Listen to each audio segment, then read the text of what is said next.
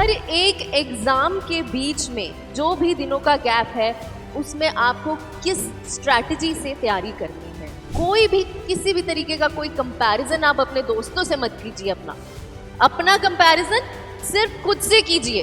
जितनी बार आप एक चीज को अपनी आंखों से निकाल लोगे, रिवाइज कर लोगे, उसमें रट्टा लगाने की जरूरत ही नहीं है। You know things and you have to write it in your own language. जो आपको समझ में आ रहा है on the basis of the question, उस पे grammar should be good. Hello बच्चों, कैसे हैं आप लोग? कैसी चल रही है आपकी 10th के बोर्ड्स की तैयारी? आपको पता है कि आपके एग्जाम्स अब बहुत नजदीक हैं। मोटा मोटा 10 से 15 दिन बचे हैं। Just 10 to 15 days are left. हम 10 डेज ही लगा के चलेंगे क्योंकि लास्ट के कुछ 3-4 दिन आप फर्स्ट एग्जाम से की प्रिपरेशन के लिए प्रॉपरली स्टार्ट कर देंगे, राइट? तो आज हम डिस्कस करेंगे अपनी परसेंटेज बढ़ाने की लास्ट मोमेंट स्ट्रैटेजी। 40% से 80% पे कैसे जाएंगे हम, राइट? और हम डिस्कस करेंगे एग्जाम गैप प्लानर। जितना भी गैप बचा है अब एग्जाम शुरू होने में, और हर एक एग्जाम के बीच में जो भी दिनों का गैप है उसमें आपको किस स्ट्रैटेजी से तैयारी करनी है। हमको स्मार्ट स्ट्रैटेजी से तैयारी करनी है। हार्डवर्क हमने पूरे साल किया है, राइट? हार्डवर्क हम कर चुके हैं और अभी भी करेंगे जितना भी टाइम बचा है, लेकिन हार्डवर्क से ज्यादा आप स्मार्ट वर्क करना है और वही आज मैं डिस्कस करूंगी आपके साथ। ओके, तो हमको फोकस करना है अब उन चीजों पे मेनली जो आपको ऑलरेडी आती हैं, जिसमें आपकी स्ट्रेंथ है, जिसमें आपका कॉन्फिडेंस है 90 to 100%। उसको स्ट्रॉन्ग करना है। हमको स्किप करनी है वो चीजें जो बहुत वीक है हमारी ऑलरेडी। हमारी पर्सनल लेवल पे कुछ टॉपिक्स वीक हैं, और स्किप करनी है वो चीजें जो कि लो वेटेज में है। हम ऑलरेडी बहुत बार आप लोगों के साथ डिस्कस कर चुके हैं कि कौन सी लो वेटेज टॉपिक्स हैं, हर सब्जेक्ट के कौन से हाई वेटेज टॉपिक्स हैं। तो उसी के अराउंड बात करेंगे। बेटा ध्यान से सुनना, एंड तक देखना, और बहुत ही फायदेमंद होगा आपके लिए ये स्ट्रैटेजी। आज के दिन से लेकर के 17 फेब जब आपका फर्स्ट एग्जाम है तब तक आपको कंटिन्यू रखनी है, और उसके बाद हर एग्जाम के बीच में जो गैप्स आएंगे उसमें भी आपको कंटिन्यू रखनी है, राइट? सबसे पहला स्टेप क्या है कि आपको बिलीव करना है कि आप 80% और उससे अबव लेकर के आ सकते हो क्लास 10th के बोर्ड एग्जाम्स में। बिलीव करना ही फर्स्ट स्टेप है। अगर आपने सोच लिया, आपने ठान लिया है कि आप कर सकते हो, तो आप कर सकते हो बेटा। ह्यूमंस की ये कैपेसिटी है, हमारे ब्रेन की ये कैपेसिटी है कि अगर हम कुछ सोच लेते हैं वो हमारी बॉडी से करवा लेता है। ओके, तो ये सबसे पहले आपने ठान लेना है कि आपका टारगेट है 80%।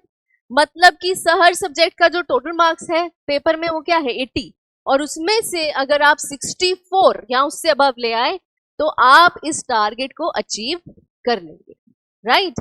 तो क्या प्रोटोकॉल है, क्या स्टेप्स है? सबसे पहला स्टेप तो बिलीव करना। दूसरा कि अब डिस्ट्रैक्शंस को अपने से 100 मील दूर रखना है, ठीक है? अगर आप फोन यूज कर रहे हैं करो, लेकिन सिर्फ पढ़ाई के लिए, ठीक है? सोशल मीडिया से थोड़ी दूरी बढ़ाओ। ओके, दूरी बढ़ाई हमने सोशल मीडिया से, right? Single source of truth क्या है? जो अभी तक एनसीईआरटी, जो हमेशा आपका बाइबल रहेगा, प्लस पीडब्ल्यू पे अगर आप लेक्चर्स देख रहे हैं, यूट्यूब पे पीडब्ल्यू के लेक्चर्स देख रहे हैं, एक टीचर को फॉलो कर रहे हैं, उसी को फॉलो कर रहे हैं। मल्टीपल सोर्सेज अगर करोगे उतना ही कंफ्यूज हो जाओगे। ओके, कंसिस्टेंसी बहुत इंपॉर्टेंट है। ये नहीं है कि 16-16, 18-18 घंटे बस बैठे ही हैं टेबल पर किताब खोलकर। बेटा उसका आउटपुट तब तक नहीं होगा जब तक आप रोज उतने घंटे नहीं बैठ रहे।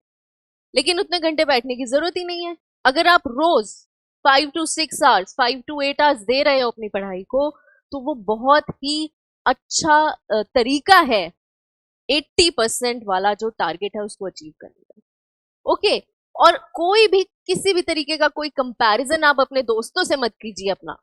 अपना कंपैरिजन सिर्फ खुद से कीजिए। वो ही है इसका राज आपकी सक्सेस का बनने वाला है। जितना आप दूसरों से अपने आप को कंपेयर करोगे उतना आपका कॉन्फिडेंस नीचे गिरेगा। अरे भाई उसने तो 4 चैप्टर कर लिए एक दिन में, मेरे से तो एक नहीं हो पा रहा। अब 4 किए, तुम्हें क्या पता 4 कैसे किए? क्या पता ऐसे निकाल दिए हो आंख से, अच्छे से ना किए हो। तुम्हारा फोकस, तुम्हारे पिछले दिन के फोकस से आज का जो फोकस है वो हर दिन बढ़ते रहना चाहिए, बेटर होते रहना चाहिए। वो ही है राज तुम्हारा टारगेट अचीव करने का।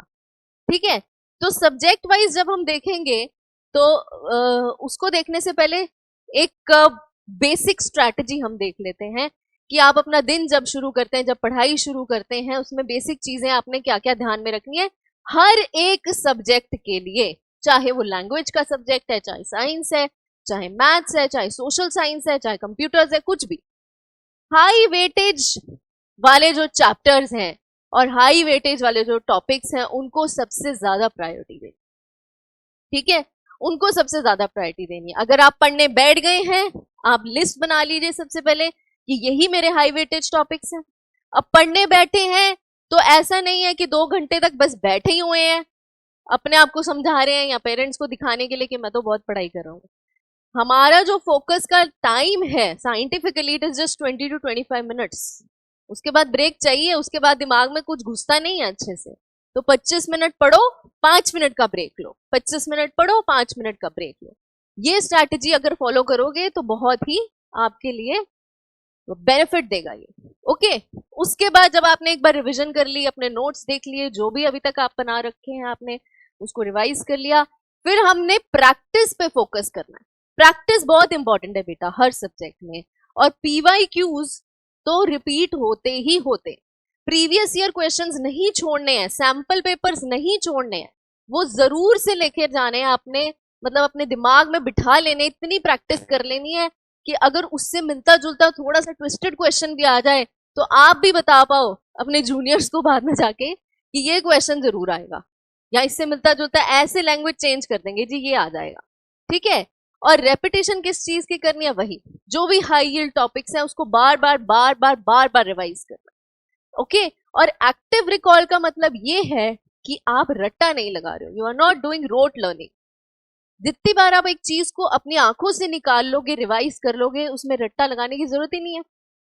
कॉन्सेप्ट समझ आ गया है, डायग्राम हमने बना के देख लिया है, उसको लेबल करके देख लिया है, खुद से प्रैक्टिस कर लिया है, PYQs प्रैक्टिस कर लिए, there is no need of rote learning. रट्टे लगाने की जरूरत ही नहीं है, वही एक्टिव लर्निंग है।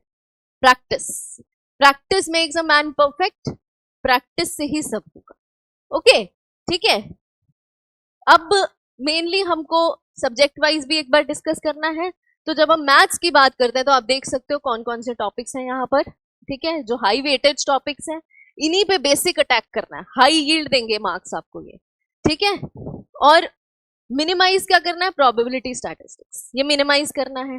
ठीक है, मैथ्स में सबसे ज्यादा इंपॉर्टेंट होते हैं फॉर्मूला, और फॉर्मूला से भी ज्यादा इंपॉर्टेंट होती है प्रैक्टिस।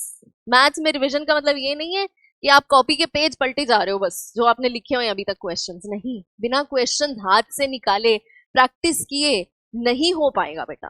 प्रैक्टिस बहुत जरूरत है मैथ्स में। ठीक है, बहुत ज्यादा याद करने की जरूरत नहीं है कॉम्प्लेक्स चीजों को, जो बेसिक्स हैं उसको रिवाइज करो, सिर्फ फॉर्मूला और प्रैक्टिस करो, हाथ से निकालो जितना निकाल सकते हो। अगर हम बात करें साइंस की, जिसमें केमिस्ट्री, बायोलॉजी और फिजिक्स है, तो आप देखो केमिस्ट्री में कौन से हाई वेटेज टॉपिक्स हैं, इन पे फोकस करना है। बायोलॉजी में कौन से हाई वेटेज टॉपिक्स हैं, इन पे फोकस करना है। और फिजिक्स में कौन से हाई वेटेज टॉपिक्स हैं, इन पे फोकस। इनके अलावा दूसरे टॉपिक्स भी अगर आपको अच्छे से आते हैं वो भी रिवाइज करना है, ऐसा नहीं कि वो छोड़ ही देना है, नहीं, वो भी रिवाइज करना है। लेकिन मेन फोकस, मेन टारगेट किस पे होना चाहिए, हाई यील्डिंग टॉपिक्स पे, हाई मार्क यील्डिंग टॉपिक्स पे, जिनकी वेटेज हमेशा से ट्रेंड्स के हिसाब से बहुत ज्यादा हाई रहती है। ओके, ये चीज फिर से वही मैथ्स के साथ साइंस में भी फोकस है। साइंस में भी फोकस है किस पे, प्रैक्टिस पे।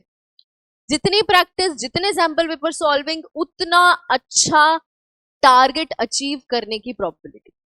ठीक है बेटा, जब हम सोशल साइंस की बात करते हैं तो आपके पास हिस्ट्री, ज्योग्राफी, इकोनॉमिक्स है इसमें, राइट, और ये जो टॉपिक्स हैं ये हाई यील्डिंग टॉपिक्स लिखे हैं यहाँ पे आपके सोशल साइंसेस के। SST में जो चीट कोड है, चीट कोड है मैप्स, फ्री के नंबर। अगर आपने मैप्स अच्छे से कर लिए तो आपका ज्योग्राफी का ये वाला पोर्शन तो एकदम फिक्स हो गया। फ्री के नंबर बोलते हैं इसको सोशल साइंस के टीचर्स, राइट। और आपको डेट्स वगैरह भी याद करनी होती है, इवेंट्स के सारा आपको सीक्वेंस याद रखना होता है, टाइमलाइन याद रखनी होती है, कुछ डेफिनेशंस आपको याद रखनी होती है, उन पे जरूर आपने फोकस करना है सोशल साइंस के केस में, ठीक है। अब जब हम लैंग्वेजेस की बात करते हैं, हिंदी और इंग्लिश की, तो आपको पता है कि एक फिक्स्ड फॉर्मेट होता है राइटिंग में, वो फॉलो होता है। उसके बाद तो प्रैक्टिस है। जो मेन चीज है, मेजर टारगेट है लैंग्वेजेस में, ग्रामर। दोनों में, इंग्लिश में भी और हिंदी में भी, ग्रामर आपकी पक्की होनी चाहिए एकदम, ठीक है ना। ग्रामर में मास्टर कर लो, सब मास्टर कर लिया, ग्रामर अच्छी होगी तो राइटिंग में भी आप ग्रामर अच्छे से कर लोगे, क्योंकि आपको you have to write things and you have to write it in your own language, जो आपको समझ में आ रहा है on the basis of the question. उस पर grammar should be good, it should be correct, 100% correct. Reading में पैसेजेस की प्रैक्टिस से होगा बेटा, जितनी पैसेजेस की प्रैक्टिस करोगे उतनी एक्यूरेसी बढ़ेगी आपकी, ओके। और लिटरेचर की स्ट्रैटेजी क्या है, जो की एक्सट्रैक्ट्स हैं आपके चैप्टर्स के और पोम्स की, वो आपने उस पर फोकस करना है, ठीक है। बहुत ज्यादा आपको बार बार वो वाली स्टोरीज लिटरेचर की नहीं पढ़ती रहनी है, जो मेन मेन पॉइंट्स है उसको रिवाइज करना है, और राइटिंग के फॉर्मेट्स पे फोकस करना। ऑलराइट, ग्रामर तो फिर है ही अपना हीरो, ठीक है ना। डेली प्रोटोकॉल पे अब हम फोकस करेंगे। अगर आप 6 से 8 घंटे दिन में दे रहे हैं पढ़ाई को, तो वो स्मार्ट 6 to 8 आवर्स होने चाहिए, जिसमें आपको लगे कि हाँ आज तो फोड़ दिया भाई, ठीक है। थकना नहीं है बहुत ज्यादा, रातों की नींद नहीं खराब करनी है। Good sleep is also very much required along with good study. Good study hours में सबसे पहले मॉर्निंग में जब आप उठते हो, आपका माइंड बहुत ज्यादा फ्रेश होता है, जो भी आपका रूटीन है, जितने बजे भी आप उठ रहे हो, फ्रेश माइंड में मेमोराइज करने वाली चीजें सबसे पहले करो, हर सब्जेक्ट की, चाहे मैथ के फॉर्मूला हो, बायो की डायग्राम्स हो, केमिस्ट्री के रिएक्शंस हो, उनको अच्छे से मेमोराइज करो, डेट्स को याद करो, वो मॉर्निंग के टाइम पे बहुत अच्छे से हो जाएगा। आफ्टरनून में क्या करना है बेटा, आफ्टरनून में अगर आप मैराथन सेशंस देख रहे हो, एकदम से अच्छे से रिवीजन हो जाएगी, उसमें से कॉपी लेके बैठो, पेन लेके बैठो, की पॉइंट जरूर नोट करो, ठीक है ना। ये आफ्टरनून में करना है। और इवनिंग में जब पूरे दिन की रिवीजन हो गई है एक सब्जेक्ट की, तो सैम्पल पेपर सॉल्व करने हैं, PYQ सॉल्व करने, और सिर्फ सॉल्व करके छोड़ नहीं देने हैं, एनालाइज भी करने हैं। सेल्फ एनालिसिस करो, देखो कि आपने कहां कहां मिस्टेक किया है, उसको अलग से, चाहे रेड पेन से अपने आप को गलत लिख करके, नेगेटिव मार्क्स लिख करके अलग से लिखो कि मैंने ये गलतियां की हैं और ये इसकी करेक्शन है, उसके साथ ही कॉलम बनाओ, ठीक है। तो जब आपने रिवाइज करनी है चीजें, वो भी रिवाइज करना है कि ये गलती की थी मैंने। जब तक गलती को एनालाइज नहीं करोगे, वो मिस्टेक रिपीट होती रहेगी हर बार, ठीक है। फिर प्रैक्टिस वहां पर भी फेल हो जाती है, जब तक आप अपनी सॉल्विंग को एनालाइज नहीं करोगे। That is also very important बेटा, ओके। सो ये सब स्ट्रैटेजीज है आपकी हर सब्जेक्ट की। 10th में बोर्ड में जो भी गैप बचा है एग्जाम के डेज में, जो गैप्स होंगे आपकी डेट शीट में, हर सब्जेक्ट में एटलीस्ट 3 to 5 डेज का गैप है, उसमें भी आपने यही स्ट्रैटेजी फॉलो करनी है, तो पक्का से आप अचीव कर पाओगे 80% एंड अबव। मैं तो कह रही हूँ 90% भी ले जाओगे, ठीक है। अगर बहुत कम भी परसेंटेज आ रही है अभी, 90% तक भी पहुंच जाओगे अगर ये स्ट्रैटेजी स्मार्ट प्लान से आप फॉलो करोगे। हार्डवर्क तो करा है, हार्डवर्क आगे भी करना है, उसके साथ स्मार्ट वर्क जोड़ देना है, तभी आपको सक्सेस मिल जाएगी, और बिल्कुल मिल जाएगी, बिल्कुल मिल जाएगी, okay. All the best from my side, I wish you all the luck, keep doing hard work and smart work, okay. Thank you, good bye.